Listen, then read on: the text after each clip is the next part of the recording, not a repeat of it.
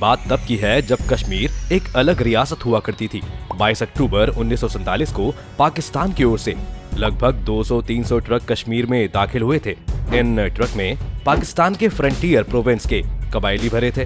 कबायलियों ने मुजफ्फराबाद पे कब्जा जमा लिया और वहाँ लोगों की हत्याएं कर रहे थे। तब कश्मीर के महाराज ने भारत से मदद मांगी। भारत ने महाराज की मदद तो की, लेकिन इस वजह से देश के दो बड़े नेता नेहरू और पटेल के रिश्ते खराब हो गए। पर आखिर किस तरह कश्मीर की वजह से आई नेताओं के बीच दरार, किस तरह भारत ने दिया कश्मीर का साथ, क्या है ये पूरा वाकया?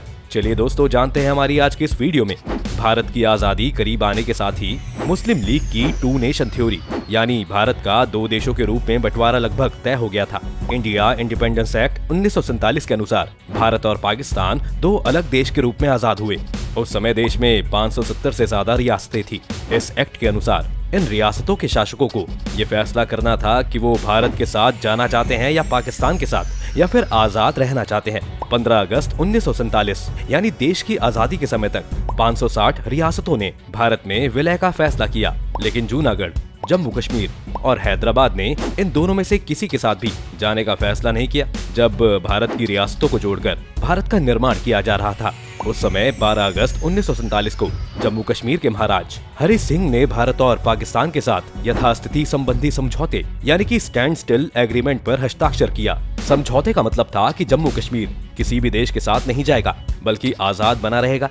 आजादी के समय हुए इस समझौते के बाद भी पाकिस्तान ने इसका सम्मान नहीं रखा और राज्य पर हमला बोल दिया, और इस हमले के बाद कुछ ऐसा हुआ जिससे कश्मीर की किस्मत ही बदल गई। दरअसल पाकिस्तान की ओर से 22 अक्टूबर 1947 को करीब 200-300 ट्रक कश्मीर में आए, जिनमें करीब 5000 लोग थे, और ये लोग अफरीदी, वजीर, महसूद कबीलों के लोग थे। उन्होंने खुद को स्वतंत्रता सेनानी यानी कि फ्रीडम फाइटर कहा। उनका नेतृत्व पाकिस्तान की छुट्टी पर गए सिपाही कर रहे थे। उनकी नीयत साफ थी, कश्मीर पर कब्जा कर उसे पाकिस्तान में मिलाना, जबकि कश्मीर उस समय तक ये बात जाहिर कर चुका था कि वो अलग आजाद बनकर रहना चाहता है।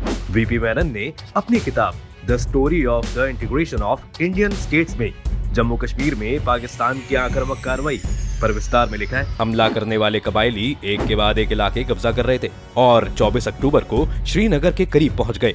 वे माहूरा पावर हाउस पहुंचे और उसे बंद कर दिया, जिससे पूरा श्रीनगर अंधेरे में डूब गया। कबायली लोगों से कह रहे थे कि 2 दिनों में वो श्रीनगर को कब्जा कर लेंगे और वो शहर की मस्जिद में ईद मनाएंगे। महाराजा हरि सिंह उन कबायलियों से लड़ने में खुद को नाकामयाब समझ रहे थे। ऐसे समय में जब राज्य उनके हाथ से जा रहा था, उन्होंने आजादी की बात भूलकर भारत से मदद की गुहार लगाई थी। दोस्तों, हम आपको बताएंगे कि किस तरह भारत ने राजा हरि सिंह की मदद की, लेकिन उससे पहले बात करते हैं कि आखिर क्या वजह रही जो कश्मीर पर एक साथ इतने लोगों ने हमला किया। दरअसल इतिहास में जाएं तो इसके 2 कारण मिलते हैं। जब आजादी के बाद भारत पाकिस्तान अलग अलग हुए और कश्मीर किसी के साथ जाने को तैयार नहीं था, उस वक्त मोहम्मद अली जिन्ना को इस बात का पूरा भरोसा था कि देर सवेर कश्मीर उनकी ही झोली में आकर गिरेगा। इसलिए जिन्ना ने राजा हरि सिंह को एग्रीमेंट साइन करने के 12 दिन बाद पत्र लिखा। 12 दिन बाद यानी 24 अगस्त 1947 को पाकिस्तान ने महाराजा हरि सिंह को एक चेतावनी भरा खत भेजते हुए लिखा, कश्मीर के महाराजा के लिए समय आ गया है कि उन्हें अपनी पसंद तय करते हुए पाकिस्तान को चुनना चाहिए। अगर कश्मीर पाकिस्तान में शामिल होने से विफल रहता है तो सबसे गंभीर संकट निश्चित रूप से सामने आएगा। इस चेतावनी ने महाराजा को चौकन्ना कर दिया था। वहीं कुछ इतिहासकार ये भी मानते हैं कि 24 अगस्त 1947 की बात है। मोहम्मद अली जिन्ना टीबी और लंग्स कैंसर से जूझ रहे थे। वो कश्मीर में कुछ दिन आराम करना चाहते थे। उन्होंने अपने मिलिट्री सेक्रेटरी कर्नल विलियम बर्नी को रहने का इंतजाम करने के लिए कश्मीर भेजा। वहां से लौटकर कर्नल बर्नी ने बताया कि राजा हरि सिंह कश्मीर में जिन्ना के पैर तक नहीं पड़ने देना चाहता है। हरि सिंह की ये बात जिन्ना के लिए बहुत बड़ा झटका थी। इसीलिए कबायलियों का वो समूह कश्मीर पर कब्जा करने आ रहा था। इसलिए माना जाता है कि कश्मीर पर उस दिन कबायलियों का ये हमला 2 महीने पहले हुई उसी छोटी सी घटना की वजह से हुआ था। वैसे आपको बता दें कि ये हमला अचानक नहीं हुआ था, बल्कि जिन्ना के उस लेटर के बाद से। सितंबर आते आते कश्मीर में पाकिस्तान की ओर से घुसपैठ की शिकायतें आने लगी थी। जम्मू कश्मीर स्टेट फोर्सेस के commander general Henry Lawrence talk ने महाराजा हरि सिंह से कश्मीर में पाकिस्तान की ओर से की जाने वाली कई गुप्त घुसपैठों की शिकायत भी की थी। जब कश्मीर पर यह आक्रमण हुआ, उस वक्त सभी का ध्यान हैदराबाद की तरफ था, क्योंकि उस वक्त हैदराबाद, जिसके निजाम भारत की बजाय पाकिस्तान से जुड़ना चाहते थे, ऐसे में भारत सरकार का सारा ध्यान उस समय हैदराबाद के निजाम पर था। तभी 22 अक्टूबर को जब कबायलियों ने मुजफ्फराबाद पर कब्जा जमा लिया और बारामूला में जमकर हिंसा की। शुरुआती इलाकों पर कब्जे के बाद वो श्रीनगर की ओर बढ़े, जहां महाराजा हरि सिंह मौजूद थे। महाराजा ने शुरू में तो पाकिस्तानी कबायलियों का मुकाबला किया, लेकिन जल्द ही उन्हें एहसास हो गया कि उनकी सीमित सेना के बल पर कबायलियों को रोक पाना मुश्किल था, और इसीलिए ही 24 अक्टूबर को महाराजा हरि सिंह ने भारत से सैन्य सहायता मांगी। चलिए अब आपको बताते हैं कि किस तरह भारत ने उस वक्त राजा हरि सिंह का साथ दिया। 25 अक्टूबर को इंडियन डिफेंस कमेटी की बैठक में इस प्रस्ताव पर विचार किया गया कि कश्मीर के भारत में विलय के बिना भारत को सेना नहीं भेजनी चाहिए। इस बैठक में प्रधानमंत्री जवाहरलाल नेहरू, गृह मंत्री और रक्षा मंत्री सरदार वल्लभ भाई पटेल और गवर्नर लॉर्ड माउंटबेटन और तीनों सेनाओं के ब्रिटिश कमांडर इन चीफ मौजूद थे। उसी दिन डिफेंस कमेटी ने ministry of states secretary VP Menon को कश्मीर की स्थिति का जायजा लेने के लिए श्रीनगर भेजा। मेनन उसी दिन लौटे और कहा कि कश्मीर को हमलावर से बचाने के लिए तुरंत सेना भेजनी चाहिए। वीपी मेनन को फिर जम्मू भेजा गया। वो सीधे महाराज के महल पहुंचे, लेकिन पूरा महल खाली मिला, चीजें बिखरी हुई थी। पता चला श्रीनगर से आने के बाद वो सो रहे थे।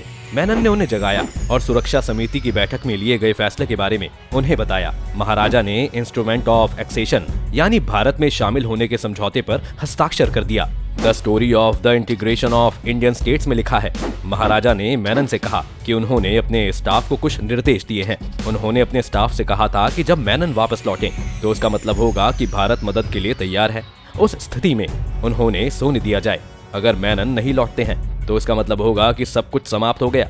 ऐसी स्थिति में उन्होंने अपने स्टाफ को निर्देश दिया था कि उन्हें सोते हुए गोली मार दी जाए। इसके बाद 26 या 27 अक्टूबर को महाराज हरि सिंह ने भारत में विलय के पेपर पर साइन कर दिए और इस तरह कश्मीर का भारत में विलय हो गया। और इसके बाद भारत सेना रवाना हुई और जाकर कश्मीर से पाकिस्तानी सेना को खदेड़ दिया। लेकिन पाकिस्तान ने एक बार फिर से अपनी सेना कश्मीर पर तैनात कर दी, लेकिन पाकिस्तान अभी भी कश्मीर को भारत में नहीं मान रहा था। तब लॉर्ड माउंटबेटन ने मोहम्मद अली जिन्ना के सामने एक फॉर्मूला कहा, जिसके तहत उनसे कहा गया कि सब कुछ वहाँ के लोगों की इच्छा पर छोड़ दिया जाए। लेकिन अली जिन्ना इस बात पर भी सहमत नहीं हुए। इसके बाद लॉर्ड माउंटबेटन ने कश्मीर के मुद्दे को संयुक्त राष्ट्र संघ में ले जाने की बात कही।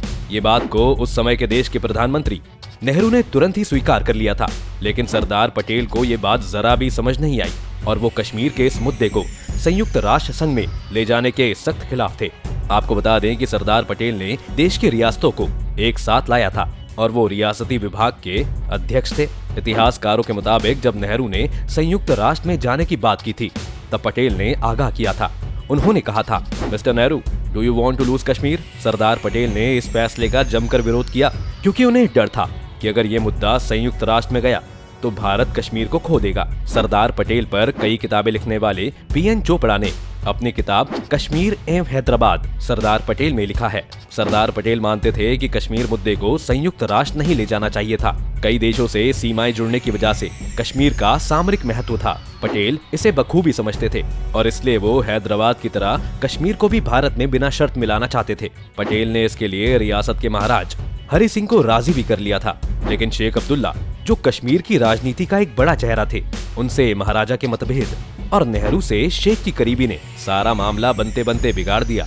दोस्तों, वहीं कुछ इतिहासकार आज भी कहते हैं कि अगर ये मुद्दा नेहरू संयुक्त राष्ट्र संघ में नहीं लेकर जाते तो कश्मीर को लेकर बात इतनी बिगड़ती नहीं। वहीं कुछ लोगों का ये भी मानना है कि नेहरू की बजाय कश्मीर के मुद्दे को भी सरदार पटेल को ही हैंडल करना चाहिए था, क्योंकि वो पटेल ही थे जिन्होंने 500 से ज्यादा रियासतों को भारत में मिलाया था। लेकिन नेहरू उस समय कश्मीर में कुछ ज्यादा दिलचस्पी ले रहे थे। उस समय नेहरू ने बिना सरदार पटेल की सहमति के और बिना उन्हें बताए एन गोपाल स्वामी अयंगर, जम्मू कश्मीर के पूर्व दीवान और संविधान विशेषज्ञ को बिना पोर्टफोलियो के कैबिनेट में शामिल कर लिया था, ताकि वे कश्मीर को संभालने में नेहरू की मदद कर सकें। इस बीच नेहरू ने पटेल को पत्र लिखा, पर कश्मीर के इस मामले से दूर रहने को भी कहा था। उन्होंने कहा था कि कश्मीर पर सभी निर्णय उनकी मर्जी से ही लिए जा रहे हैं और इस तरह नेहरू ने कश्मीर के इस मुद्दे से पटेल को दूर कर दिया और इस तरह कश्मीर के मुद्दे को लेकर नेहरू और सरदार पटेल में मनमुटाव हो गया। अब आपको बताते हैं कि क्या हुआ जब कश्मीर का मुद्दा संयुक्त राष्ट्र संघ के पास गया। भारत की ओर से कश्मीर मसले को संयुक्त राष्ट्र में ले जाया गया। माउंटबेटन का रवैया उस समय पाकिस्तान की तरफ नरम था और उन्होंने ही नेहरू से जंग रोकने की अपील की थी। संयुक्त राष्ट्र में भी वह जनमत संग्रह की मांग उठी। संयुक्त राष्ट्र की मध्यस्थता यानी कि बीच बचाव करने की वजह से भारत के हिस्से में जितना भाग था वो भारत के पास ही रहा और पाकिस्तान का हिस्सा पाकिस्तान के पास। इसमें कोई बदलाव नहीं हुआ और वहाँ पर ये फैसला लिया गया कि कश्मीर का 2/3 हिस्सा भारत के पास रहेगा जबकि 1/3 हिस्सा पाकिस्तान के पास रहेगा और इस तरह कश्मीर का बंटवारा हो गया। दोस्तों, क्या लगता है आपको कि अगर उस समय कश्मीर का ये मुद्दा संयुक्त राष्ट्र संघ के पास नहीं जाता तो कश्मीर पूरा आज भारत का होता? क्या उस समय नेहरू को सरदार पटेल की बात मान लेनी चाहिए थी? इन सब सवालों के जवाब हमें हमारे कमेंट सेक्शन में बताएं। अगर आपको ये वीडियो पसंद आई हो तो इसको लाइक और शेयर जरूर करें। साथ ही अगर आप चैनल पर नए हैं तो इसे सब्सक्राइब करना और बेल आइकन दबाना ना भूलें।